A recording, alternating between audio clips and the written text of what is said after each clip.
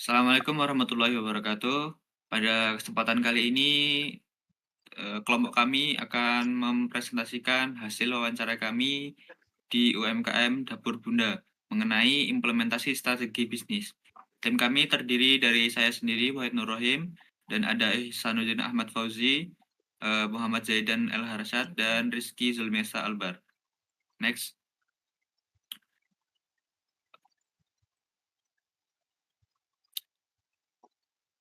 Kita masuk ke profil bisnisnya, yaitu Dapur Bunda adalah UMKM kuliner yang punya ciri khas, yaitu tahu bakso sapi khas Semarang. Produknya juga bisa dijual dalam bentuk matang maupun dalam keadaan frozen. Yang menarik, diferensiasi utamanya ada di isian 100% daging sapi murni. Jadi cukup berbeda dibandingkan banyaknya kompetitor yang masih memakai daging ayam. Penjualannya juga cukup beragam melalui WhatsApp, reseller, titip jual, sampai booth event lokal. Tapi di sisi lain juga ada tantangan yang cukup nyata. Misalnya masih bergantung pada satu pemasok dari Semarang. Pencatatan stok maupun transaksi masih dilakukan juga secara manual. Next. Kita bisa lihat, perjalanan bisnis Dapur Bunda itu sebenarnya sedang mengarah ke target yang lebih besar, yaitu menjadi brand tahu bakso nomor satu di Indonesia dalam 10 tahun. Di tengah jalur operasionalnya ada 3 penopang utama yang jadi kekuatan, yaitu ada salah satunya resep otentik, jaringan reseller, hingga higienitas yang mendukung, serta sertifikasi halal maupun PIRT. Artinya bisnis ini tidak hanya mau bertahan di level kecil, tapi sedang disiapkan untuk tumbuh lebih jauh. Karenanya roadmap maupun evaluasi harus dibutuhkan supaya langkahnya lebih rapi dan efisien. Next. Untuk analisis eksternal kita menggunakan Pestel dan Porter, yaitu ada peluang dan ancaman.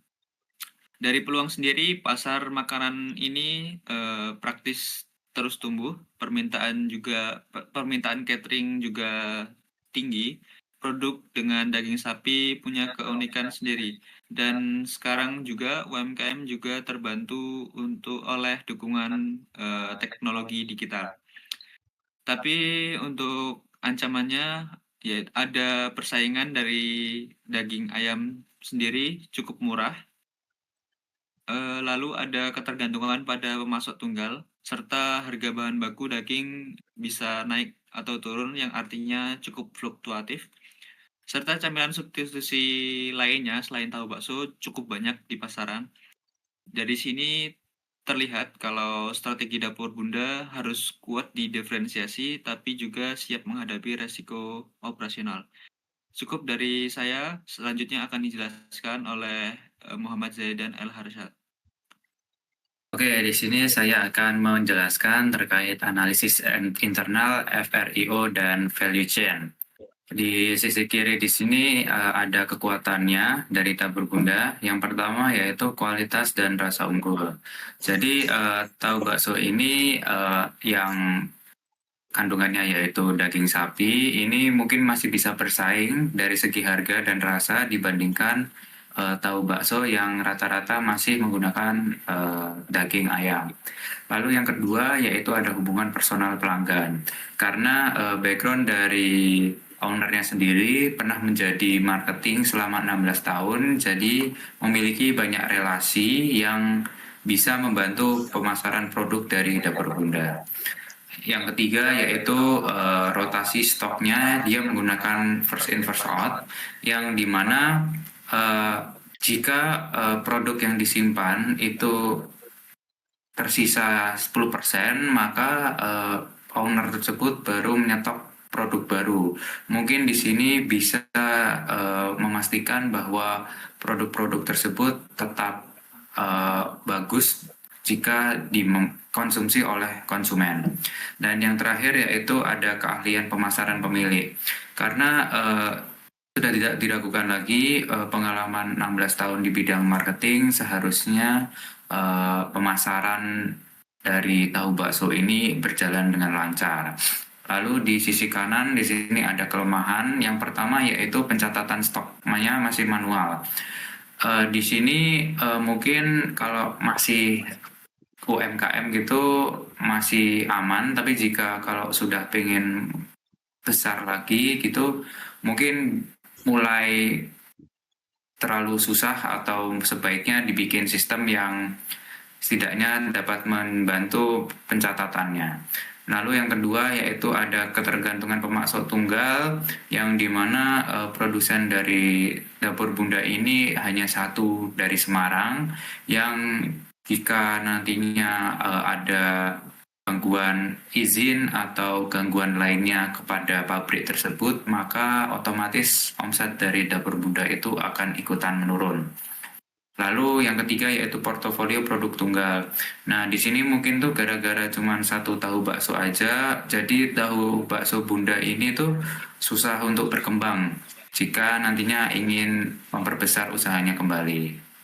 Lalu yang terakhir yaitu sistem menagih piutang lemah. Karena dari pengalaman dapur bunda ini rata-rata resellernya tuh masih banyak yang pembayarannya telat dan ini otomatis akan mengganggu proses operasi dari dapur bunda. Selanjutnya di sini ada bagian analisis rantai nilai. Yang pertama yaitu logistik masuk. Logistik masuk yaitu produk dari Semarang. Di sini itu cukup efisien, tapi memiliki satu kelemahan yaitu hanya satu produsen saja. Yang kedua yaitu ada operasi. Operasinya setelah produk dikirim maka tahu bakso ini akan disimpan di freezer dengan sistem first in first out dan memiliki kelemahan yaitu pencatatannya masih manual. Lalu yang ketiga yaitu logistik keluar. Jadi di sini dilakukan kepada konsumen, reseller, titip jual dan event.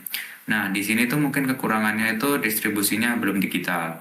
Lalu untuk pemasarannya tuh biasanya dilakukan menggunakan WhatsApp, relasi, sampel, dan mungkin di event-event tertentu. Nah, di sini itu memiliki kekuatan yaitu personal karena background dari ownernya yaitu marketing dan memiliki kelemahan yaitu sistemnya itu belum sistematis. Lalu yang terakhir yaitu untuk penjualan dan layanan itu pesanan bisa langsung dan reseller, tetapi yang perlu dipantau itu untuk pembayaran para resellernya karena rata-rata itu masih telat pembayarannya. Lanjut, yang terakhir yaitu adalah ringkasan analisis aktivitas pendukung.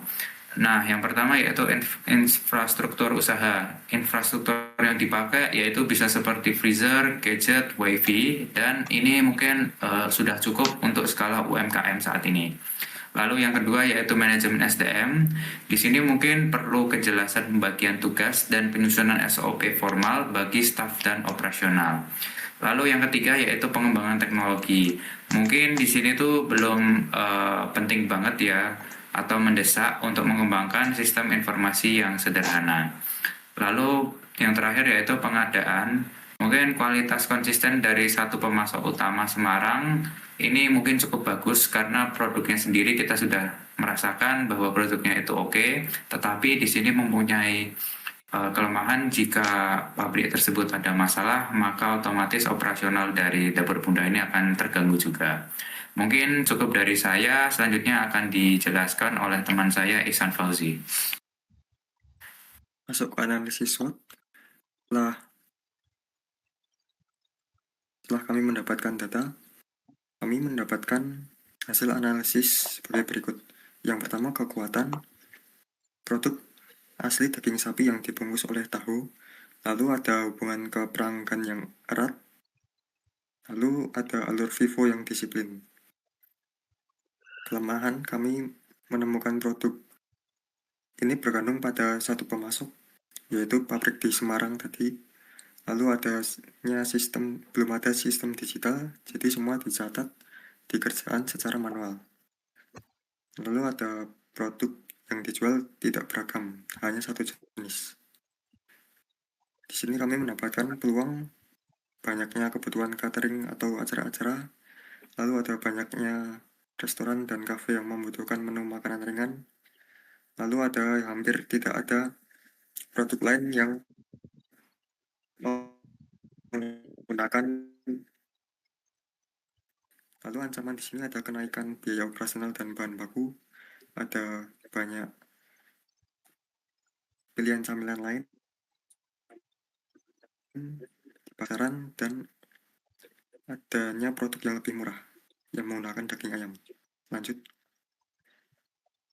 Di sini kami setelah menghitung dan menganalisis, kami mendapatkan bisnis ini berada di kuadran stabilisasi, yaitu dengan core minus 40,95.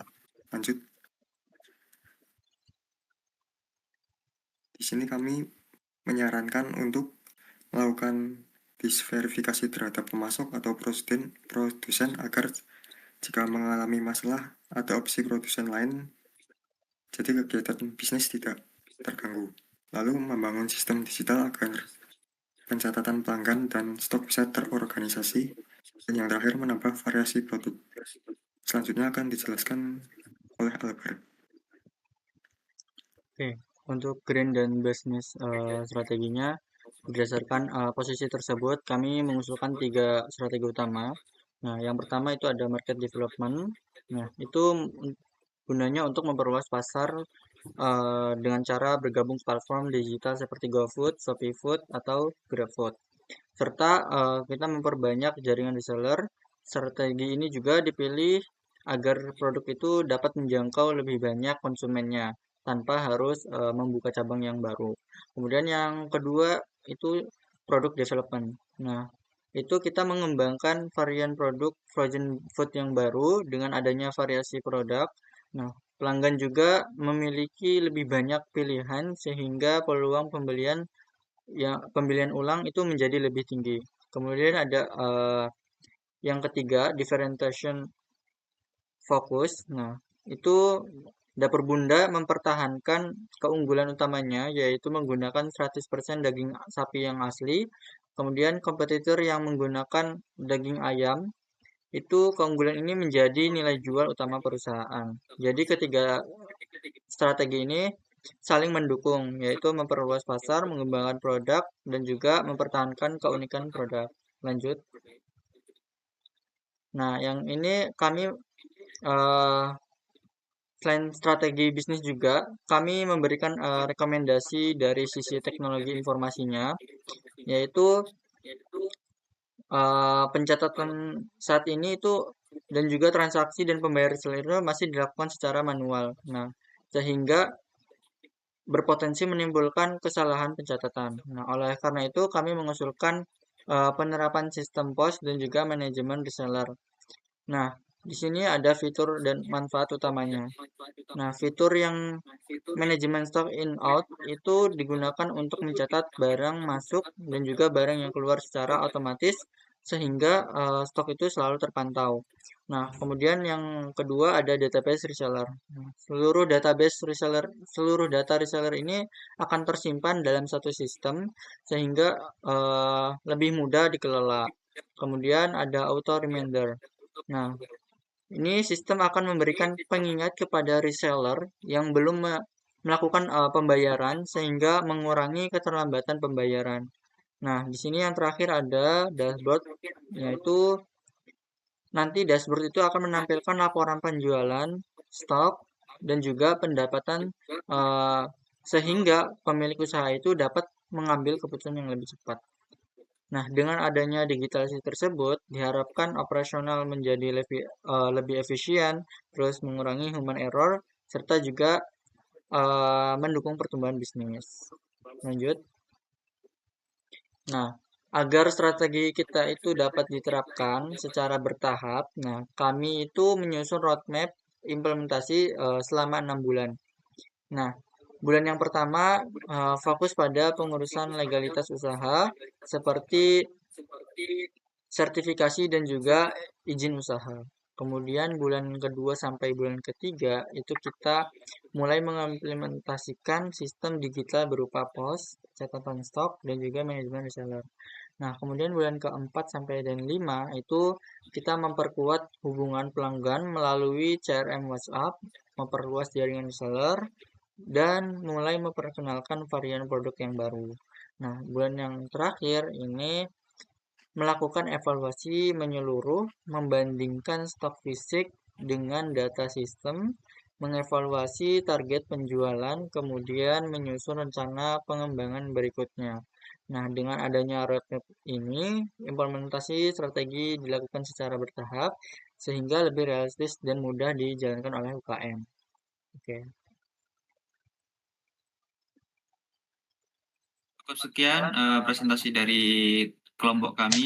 Jika ada salah kata maupun penyampaian kurang maksimal, kami mohon maaf. Selebihnya, Assalamualaikum warahmatullahi wabarakatuh.